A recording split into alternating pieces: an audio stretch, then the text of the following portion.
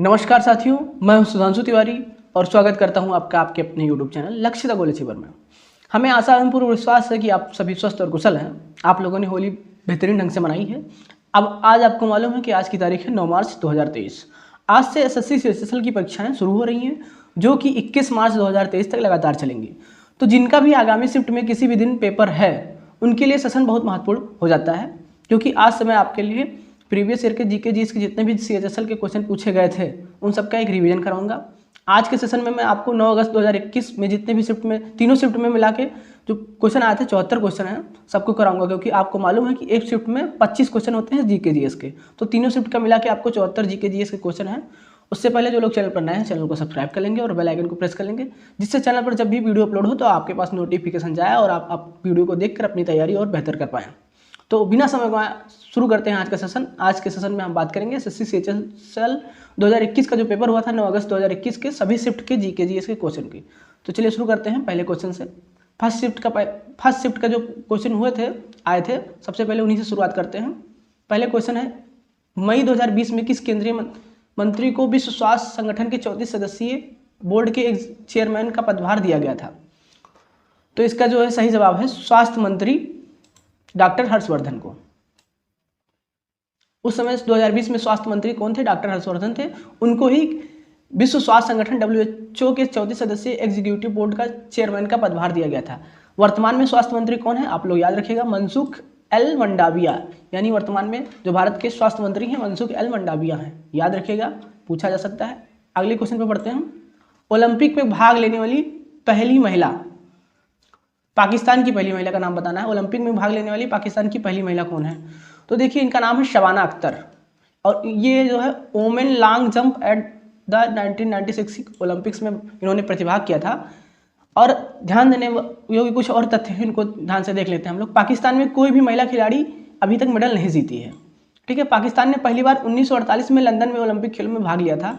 पाकिस्तान के ओलंपिक में 3 gold, 3 silver और 4 कांस्य पदक जीते हैं। पाकिस्तान ने फर्स्ट मेडल जो है 1956 में जो मेलबर्न का हॉकी में सिल्वर लिया था, और 2020 में टोक्यो जो ओलंपिक में पाकिस्तान के 10 खिलाड़ियों ने भाग लिया था और एक भी मेडल नहीं जीता था। ये आपकी पाकिस्तान की आज तक की सारी ओलंपिक के खेलों की दास्तान है। अब आगे बढ़ते हैं। ओलंपिक में जो है 2020 के पदक विजेता टॉप 5 देश कौन से हैं? 2020 में ओलंपिक हुआ है, तो इस हिसाब से ये इंपॉर्टेंट हो जाता है। देखिए 5 देश, ये आपके सामने ग्राफ बना हुआ है। यूनाइटेड स्टेट अमेरिका, इन्होंने 39 गोल्ड जीता है,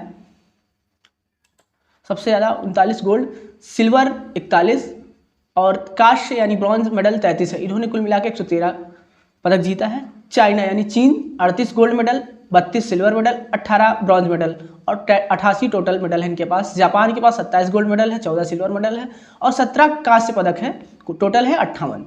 ग्रेट ब्रिटेन यानी इंग्लैंड के पास है 21 सिल्वर मेडल, 22 गोल्ड मेडल और 22 कांस्य, कुल मिला के 65 है। रूस के पास है, इसी क्रम में रूस के पास है जो है 20 gold medal, 28 silver medal, 23 bronze medal, total 71। Bharat का स्थान इस जो है ओलंपिक टोक्यो ओलंपिक में था 48वां स्थान था। भारत के पास 1 स्वर्ण पदक था, जो कि किसने जीता था आप लोग कमेंट करके बताइएगा, और 2 सिल्वर हैं और 4 जो है ब्रॉन्ज मेडल है। टोटल भारत के पास 7 पदक हैं। आगे बढ़ते हैं। अगला क्वेश्चन है, इंटरनेशनल टी डे यानी अंतर्राष्ट्रीय चाय दिवस के रूप में शुरुआत 2020 को किस दिन को मनाने से हुई? यानी अंतर्राष्ट्रीय चाय दिवस 2020 में शुरुआत हुई, इसकी किस दिन मनाया जाता है? तो इसका सही जवाब है 21 मई को मनाया जाता है। ये देखिए आपके पास जवाब है, 21 मई को अंतर्राष्ट्रीय चाय दिवस मनाने की शुरुआत 2020 में हुई है। ये भी आपसे पूछा जा सकता है कि कब हुई है, तो 2020 में हुई है। आगे बढ़ते हैं। संथाल या हूल विद्रोह कब हुआ था? तो याद रखिएगा, संथाल या हूल विद्रोह जो है 30 जून 1855 को शुरू हुआ था। ये जो संथाल या हूल का विद्रोह है 30 जून 1855 को शुरू हुआ था। यह 4 भाइयों सिंधु, कान्हू, चांद और भैरव के नेतृत्व में हुआ था, यानी चारों भाई ने इसका नेतृत्व किया था। संथाल या हूल जो विद्रोह था, इसे पहाड़िया विद्रोह या पहाड़िया झगड़ा कहते हैं। एक नाम और है इसका, पहाड़िया विद्रोह या पहाड़िया झगड़ा कहते हैं, नाम परिवर्तित करके भी पूछा जा सकता है। यह अंग्रेजों के विरुद्ध प्रथम सशस्त्र जन संग्राम था। इसमें सशस्त्र जन संग्राम, याद रखिएगा, शस्त्र के साथ इन्होंने जन संग्राम की शुरुआत की थी। स्थानीय जमींदार, महाजन और अंग्रेज कर्मचारियों के अन्याय अत्याचार के विरोध में इस आंदोलन की शुरुआत हुई थी, संथाल आंदोलन या हूल आंदोलन। उम्मीद करते हैं आपको समझ में आया होगा। अगले क्वेश्चन पे मूव करते हैं। अगला क्वेश्चन है आपका 5वां क्वेश्चन। देखिए, संथाल के बारे में और जानकारी हम आपको दे देते हैं। बंगाल के मुर्शिदाबाद तथा बिहार के भागलपुर जिलों में संथाल आंदोलन की शुरुआत हुई थी। 1793 में लॉर्ड कॉर्नवालिस द्वारा आरंभ किए गए स्थायी बंदोबस्त के कारण जनता के ऊपर बढ़े हुए अत्याचार इस विद्रोह का प्रमुख कारण था। सन 1855 में अंग्रेज कैप्टन अलेक्जेंडर ने विद्रोह का दमन कर दिया था, यानी 1855 में जो इंग्लिश कैप्टन थे अलेक्जेंडर ने, इन्होंने इस विद्रोह को समाप्त कर दिया था। तो आपको संथाल आंदोलन के बारे में पता चल गया। अगला क्वेश्चन है, म्यांमार की मुद्रा क्या है? तो देखिए, म्यांमार की जो मुद्रा है म्यांमार क्याट है, इसकी राजधानी है जो न्यायपीडो। और अगला क्वेश्चन है आपका, इनमें से कौन सी कंप्यूटर की प्राथमिक मेमोरी है, यानी प्राइमरी मेमोरी जिसे कहते हैं। तो आपको मालूम होगा कंप्यूटर की जो प्राइमरी मेमोरी है वो रैम एंड रोम, इसको प्राइमरी मेमोरी कहते हैं। ठीक है, रैम और रोम जो होती है प्राइमरी मेमोरी होती है कंप्यूटर की। और सेकेंडरी मेमोरी के अंदर जो हम बाहर से लगाते हैं, सीडी है, आपकी फ्लॉपी डिस्क है या मैग्नेटिक टेप है, ये सब सेकेंडरी मेमोरी के अंतर्गत आती हैं। जो प्राइमरी मेमोरी होती है वो आपकी रैम और रोम होती है कंप्यूटर की। अगले क्वेश्चन पे मूव करते हैं। अंतर्राष्ट्रीय टेस्ट क्रिकेट में डेब्यू करने वाले सबसे कम उम्र के खिलाड़ी कौन है? तो ध्यान दीजिएगा, ये जो हैं हसन रजा पाकिस्तान के हैं, इन्होंने सबसे कम उम्र में अभी तक डेब्यू किया है अंतर्राष्ट्रीय टेस्ट क्रिकेट में। 14 साल 227 दिन में इन्होंने डेब्यू किया था। वैसे जो आईसीसी की पॉलिसी के अनुसार न्यूनतम आयु 15 वर्ष है, लेकिन इससे कम उम्र के लिए उस देश के बोर्ड को स्पेशल परमिशन लेनी पड़ती है। अगर मान लीजिए किसी देश का खिलाड़ी कम उम्र 15 साल से कम उम्र में डेब्यू करना चाहता है तो उस देश को आईसीसी से परमिशन लेनी होगी। आगे बढ़ते हैं। सचिन तेंदुलकर देश के लिए टेस्ट क्रिकेट खेलने वाले सबसे कम उम्र के भारतीय हैं। ये अपने देश की बात हो रही है।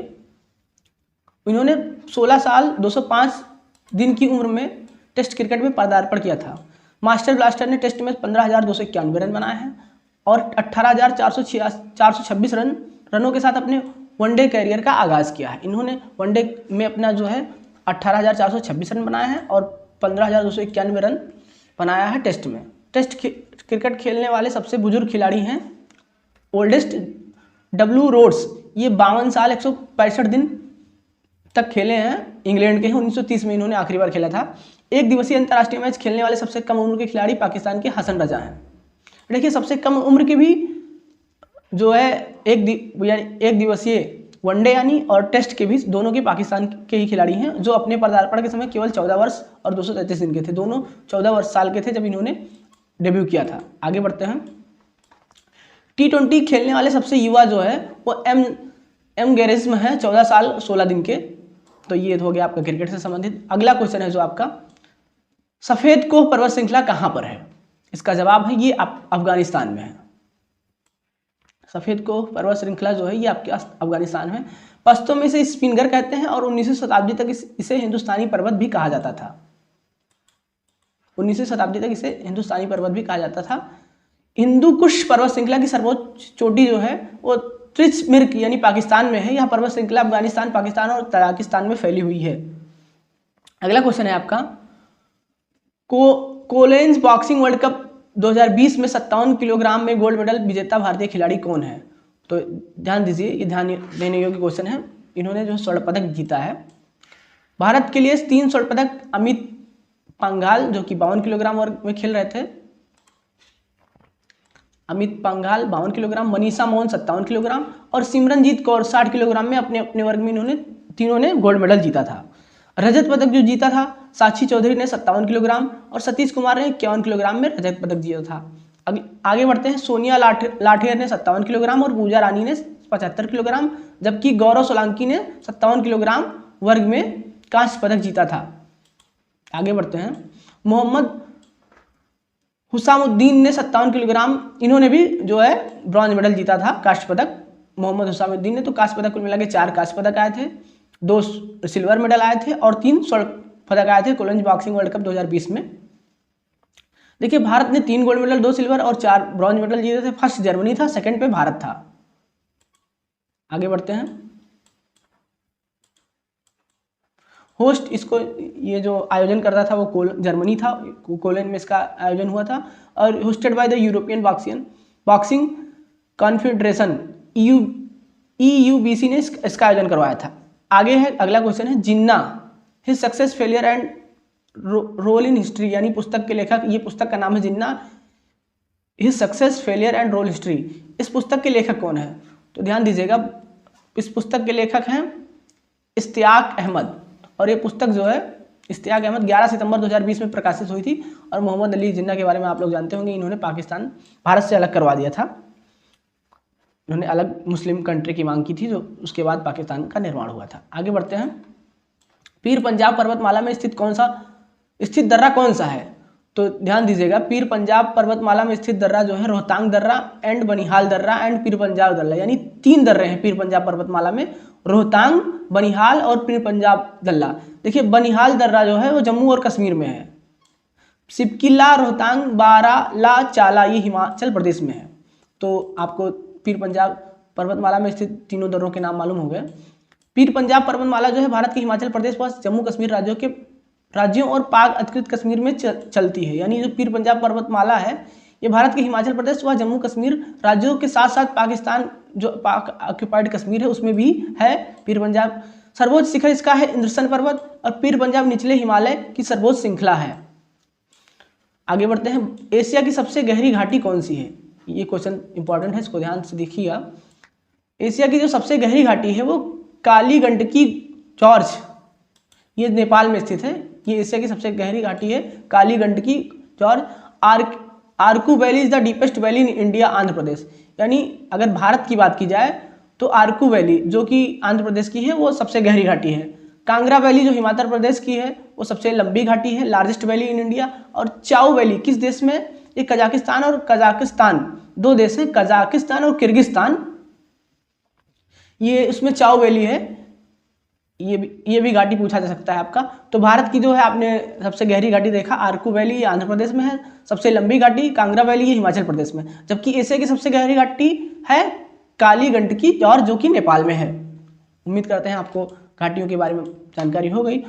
Which port is the natural harbour on the west coast of India, यानी पश्चिमी तट पर भारत तट पर कौन सा प्राकृतिक बंदरगाह पाया जाता है?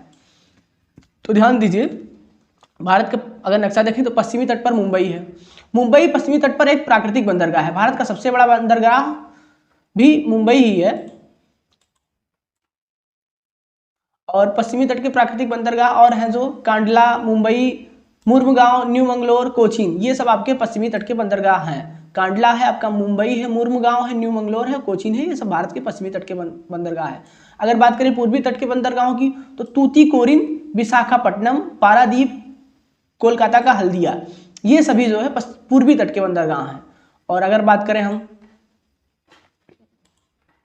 जो है सबसे अधिक बंदरगाह, तो महाराष्ट्र में सबसे अधिक बंदरगाह है, गुजरात दूसरे नंबर पे आता है। और आपका पूर्वी तट और पश्चिमी तट के बंदरगाह हो ही गए। जवाहरलाल नेहरू पोर्ट, इसे नेहावा सेवा के नाम से भी जाना जाता है। यह भारत का सबसे बड़ा कंटेनर पोर्ट है। जो आपका जवाहरलाल नेहरू पोर्ट है ये भारत का सबसे बड़ा कंटेनर पोर्ट है, इसे नेहावा सेवा के नाम से भी जाना जाता है। आगे बढ़ते हैं, पारादीप पोर्ट उड़ीसा में बंगाल की खाड़ी में महानदी के संगम पर स्थित है। कोलकाता पोर्ट भारत में एकमात्र नदी पर प्रमुख बंदरगाह है। कोलकाता पोर्ट जो आपका भारत में एकमात्र नदी पर प्रमुख बंदरगाह है। पारादीप पोर्ट उड़ीसा में बंगाल की खाड़ी में महानदी के संगम पर स्थित है। जबकि आपका जो है कांडला बंदरगाह है, यानी दीनदयाल बंदरगाह, इसका नाम बदल दिया गया 2017 में, इसका नाम बदल के हो गया दीनदयाल बंदरगाह, जो कि कांडला बंदरगाह गुजरात का है। 2017 में इसका नाम दीनदयाल बंदरगाह कर दिया गया। अगला है Kolkata port trust, doctor Shyama Prasad Mukherjee न्यास, इसका नाम 2020 में जून में बदल दिया गया। कोलकाता पोर्ट ट्रस्ट का नाम डॉक्टर श्यामा प्रसाद मुखर्जी न्यास कर दिया गया। ये आपका जो है कोलकाता यानी बंगाल में है। आगे बढ़ते हैं, अगला क्वेश्चन है, भारत के किस राज्य में सबसे पहले सार्वभौमिक वयस्क मताधिकार के आधार पर चुनाव हुआ था? यानी जो आपका होता है 18 साल से ऊपर वाले वोट डाल सकते हैं, यानी an election based on universal adult franchise, सार्वभौमिक वयस्क मताधिकार के आधार पर भारत के किस राज्य में सबसे पहले चुनाव हुआ था? तो ये आपका हुआ था मणिपुर में 1948 में, याद रखिएगा। मणिपुर में जो है 1948 में सबसे पहले चुनाव हुआ था। भारत में 1950 में सार्वभौम मताधिकार की उम्र 21 थी, लेकिन 1989 में घटाकर 18 वर्ष रह गई। सार्वभौमिक वयस्क मताधिकार का अर्थ है सभी नागरिक जो अपनी जाति या शिक्षा, धर्म, रंग, नस्ल एवं आर्थिक स्थितियों की परवाह किए बिना 18 से अधिक उम्र के लोग वोट देने के लिए स्वतंत्र है। यानी उनमें किसी प्रकार के धर्म, रंग, नस्ल और जाति या शिक्षा के आधार पर भेदभाव नहीं किया जाएगा। अगर वो 18 साल के हैं तो वोट डालने के अधिकारी हैं। अगला क्वेश्चन है पुआन चेई पोशाक किस राज्य की महिला पहनती हैं?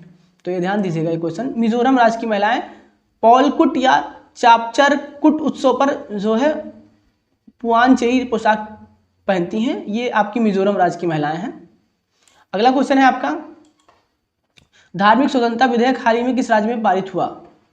तो ये जो है मध्य प्रदेश में लव जिहाद के खिलाफ और धर्म परिवर्तन को रोकने के लिए धार्मिक स्वतंत्रता विधेयक पारित हुआ मध्य प्रदेश में, लव जिहाद के खिलाफ और धर्म परिवर्तन को रोकने के लिए। इस विधेयक में शादी तथा किसी अन्य कपटपूर्ण तरीके से किए गए धर्मांतरण के मामले में अधिकतम 10 साल की कैद, 1 लाख रुपए तक जुर्माना का प्रावधान किया गया है। अगर आप धार्मिक स्वतंत्रता विधेयक के बारे में नहीं जानते थे तो आज जान लीजिए। दिसंबर 2020 में मध्य प्रदेश में लागू किया गया है लव जिहाद के खिलाफ और धर्म परिवर्तन को रोकने के लिए। 10 साल तक की कैद है इसमें और 1 लाख तक का जुर्माना है, याद रखिएगा। आगे बढ़ते हैं। निम्न में से कौन सा ध्रुवीय अणु है? तो आपके जो भी ऑप्शन रहे हो याद रखिएगा। H2O, हाइड्रोजन फ्लोराइड और इथेनॉल। ये आपके ध्रुवीय अणु तब होते हैं जब दो परमाणु एक साथ संयोजन बंधक में इलेक्ट्रॉनों को समान रूप से साझा नहीं करते हैं, उस समय ध्रुवीय बंध हो जाता है। यानी अगर साझा करेंगे तो सहसंयोजी बंध होगा। ध्रुवीय बंध होता है कि कोई एक खींच ले जाता है, अपनी तरफ पूरे तरीके से मिला लेता है, तो उस समय ध्रुवीय अणु होता है। अगला क्वेश्चन है जो है पाकिस्तान के कब्जे में बांग्लादेश कब तक रहा था? बांग्लादेश कब तक पाकिस्तान के कब्जे में रहा था, आपका क्वेश्चन है। तो इसका सही जवाब होगा 1947 से 1971 तक पाकिस्तान के कब्जे में बांग्लादेश रहा था और बांग्लादेश स्वतंत्र हो गया था 26 मार्च 1971 को। ये अपने आप को स्वतंत्र कर लिया, एक अलग देश घोषित कर लिया। विजय दिवस जो है 16 दिसंबर 1971 को युद्ध में पाकिस्तान पर भारत की जीत के कारण मनाया जाता है। 16 दिसंबर 1971 को जो है पाकिस्तान पर भारत की जीत हुई थी, इसी कारण 16 दिसंबर को हम विजय दिवस के रूप में मनाते हैं, याद रखिएगा। ये भी इम्पोर्टेंट लाइन है। धातु का गुण हमें बताना है। तो जो धातु की गुण होती है, सभी धातुएं चमकीली होती हैं। अगर आपने धातु देखा हो, सोना, चांदी, एल्युमिनियम, ये सब चमकीली होती हैं। धातुओं में उच्च घनत्व होता है। सभी धातुएं ऊष्मा एवं विद्युत की कुछ चालक होती हैं, सुचालक होती हैं। जो धातु होती है ऊष्मा और विद्युत की सुचालक होती है। चांदी ऊष्मा और विद्युत की सबसे अच्छी चालक है जो है चांदी है। धातु आघातवर्धी होती है, यानी इन पे चोट मारने पर ये धातु फैल जाती है। धातुओं में तन्यता का गुण पाया जाता है, यानी इन्हें खींचकर तार बनाया जा सकता है। तन्यता किसी ठोस पदार्थ को तनाव डालने पर खींचकर आकार बदल लेने की क्षमता को बोलते हैं, जिससे धातु को खींचकर उसे तार बनाया जाता है। ये आपको मैं बता चुका हूँ। सोने में सबसे अधिक तन्यता का गुण पाया जाता है। ये हो गई आपकी धातुओं की जो विशेषताएं यानी गुण। सोने में सबसे अधिक तन्यता गुण पाया जाता है। 1 ग्राम सोने से 2 किलोमीटर लंबा तार खींचा जा सकता है, याद रखिएगा आप लोग। अगर 1 ग्राम सोना है तो उससे हम 2 किलोमीटर लंबा तार खींच सकते हैं, इतनी उसमें आघातवर्धनता या तन्यता का गुण पाया जाता है। आघातवर्धनता जो होती है, किसी पदार्थ की दबाव या आघात पड़ने पर बिना टूटे आकार बदल लेने की क्षमता आघातवर्धनता कहलाती है। कुछ धातुओं को पीटकर उनकी पतली चादरें बनाई जा सकती हैं, जैसे सोना, चांदी, और सबसे ज्यादा आघातवर्धन है सोना और चांदी, यानी इनको पीटकर पतली चादर बनाई जा सकती है, टूटेंगी नहीं। अगले क्वेश्चन पर बढ़ते हैं। अगला क्वेश्चन है भूटान के जो प्रथम राजा कब बने थे? भूटान के प्रथम राजा कब बने थे? इस सेशन ध्यान से देखिएगा आप लोग, अभी तक जितने भी इंपॉर्टेंट क्वेश्चन है वही कराए जा रहे हैं। भूटान के जो प्रथम राजा थे ये बने थे 17 दिसंबर 1907 में भूटान के राजा बने थे। प्रथम राजा जो थे उंगेन वांगचुक थे। 1907 से 1926 तक इनका शासनकाल चला था। वर्तमान में जो भूटान के 5वें राजा हैं, इनका नाम है जिग्मे खेसर नामग्याल वांगचुक। ये 2006 से अब तक लगातार हैं भूटान के राजा। ये 5वें राजा हैं, याद रखिएगा आप लोग। कौन सा कंप्यूटर वायरस है? आपको कंप्यूटर वायरस का नाम बताना है। तो देखिए, creeper virus is the first computer virus ever developed, यानी क्रीपर वायरस जो है अब तक का कंप्यूटर का जो है वायरस जो डेवलप किया गया है वो क्रीपर वायरस है। By the Bob Thomas at BBN in 1971 में बीबीएन के द्वारा बॉब थॉमस के द्वारा बीबीएन में इसको बनाया गया था। कंप्यूटर वायरस के कुछ नाम जान लेते हैं हम लोग, हो सकता है आपसे कुछ भी पूछा जा सकता है। मॉरिस वार्म, स्टक्सनेस्ट, क्रिप्टोलॉकर, कॉन्फिकर, निम्डा, वेलिचिया और स्लैर और I love you, Tinba, SQL, Slammer, ये सब जो है आपके कंप्यूटर वायरस के नाम हैं। कोई भी वायरस आपसे पूछा सकता है कि कंप्यूटर वायरस का नाम बताइए। अगर आपको ऑप्शन में ये सब दिख रहे हैं तो आप टिक लगा सकते हैं। अगला क्वेश्चन है 2020 IBM बीकॉन अवार्ड किस कंपनी को दिया गया? तो याद रखिएगा 2020 का जो IBM बीकॉन अवार्ड है वो विप्रो को दिया गया है। 5 मई 2020 को 2020 का IBM बीकॉन अवार्ड जो दिया गया वो विप्रो कंपनी को दिया गया। आगे बढ़ते हैं अगले क्वेश्चन पे। अगला क्वेश्चन है जो आपका,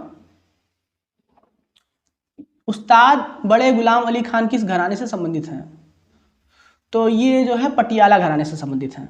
उस्ताद बड़े गुलाम अली खान साहब ये पटियाला घराने से संबंधित हैं और हिंदुस्तानी जो शास्त्रीय संगीत के पटियाला घराने के गायक, बड़े गायक हैं ये उस्ताद बड़े गुलाम अली खान साहब। और पटियाला घराना जो है गायकी के क्षेत्र में एक माना जाना घराना है, आपको अगर मालूम हो तो याद रखिएगा आप लोग। अब अगला है थ्योरी ऑफ फिजिकल पॉलिसी, यानी इससे क्वेश्चन है आपका थ्योरी ऑफ फिजिकल पॉलिसी क्या है? तो सरकार के राजस्व संग्रह तथा व्यय के समुचित नियमन द्वारा अर्थव्यवस्था को वांछित दिशा देना राजकीय नीति कहलाता है। ये आपका जो थ्योरी ऑफ फिजिकल पॉलिसी यानी राजकीय नीति जो है, राजकोषीय नीति फिजिकल पॉलिसी को कहते हैं, राजकोषीय नीति। तो सरकार के राजस्व संग्रह तथा न्याय के समुचित नियमन द्वारा अर्थव्यवस्था को वांछित दिशा देना राजकोषीय नीति कहलाता है। राजकोषीय नीति के मुख्य 2 औजार हैं, कर स्तर एवं ढांचे में परिवर्तन तथा विभिन्न मदों में सरकार द्वारा व्यय में परिवर्तन करना। ये आपका जो है राजकोषीय नीति कहलाती है। आगे बढ़ते हैं, अगले क्वेश्चन में मूव करते हैं। सल्फर फास्फोरस क्लोरीन को किस प्रक्रिया द्वारा घर में भी विरंजक के रूप में प्रयोग कर सकते हैं? विरंजक चूर्ण बनाने की विधि क्या कहलाती है? तो याद रखिएगा आपका जो विरंजन चूर्ण का निर्माण वैजमान विधि द्वारा किया जाता है। विधि का नाम याद रख लीजिए, विरंजक चूर्ण जो बनाया जाता है आपका ये वैजमान विधि से बनाया जाता है। ये आपकी जो विधि है ये वैजमान विधि है, इससे विरंजक चूर्ण बनाया जाता है। इसके अंतर्गत शुष्क बुझे हुए चूने पर क्लोरीन की अभिक्रिया कराई जाती है, यानी CaOH का होल ट्रॉइस ये आपका शुष्क बुझा हुआ चूना है और इस पर अगर क्लोरीन के साथ इसे मिलाते हैं तो ये आपका विरंजक चूर्ण बन जाता है CaOCl2। विरंजक चूर्ण का फार्मूला यही है CaOCl2 और पानी आपका अलग हो जाएगा, तो ये आपका बन गया विरंजक चूर्ण। यानी शुष्क चूना अगर आपके पास है CaOH का होल ट्वाइस और अगर उसके साथ आप क्लोरीन को मिलाते हैं तो ये आपका विरंजक चूर्ण बन जाएगा और पानी अलग हो जाएगा। विरंजक चूर्ण का रासायनिक सूत्र है CaOCl2। याद रखिएगा कई रासायनिक उद्योगों में ऑक्सीकारक के रूप में विरंजक चूर्ण का प्रयोग होता है। यह जल को सूक्ष्म जीवों से मुक्त कर रोगाणुरोधी पेयजल बनाने में प्रयुक्त होता है। यानी अगर आपके यहाँ पानी गंदा आ रहा है तो आप जो है विरंजक चूर्ण का इस्तेमाल करके पानी को शुद्ध और पीने योग्य बना सकते हैं। उम्मीद करते हैं आपको समझ में आया होगा। आगे बढ़ते हैं अब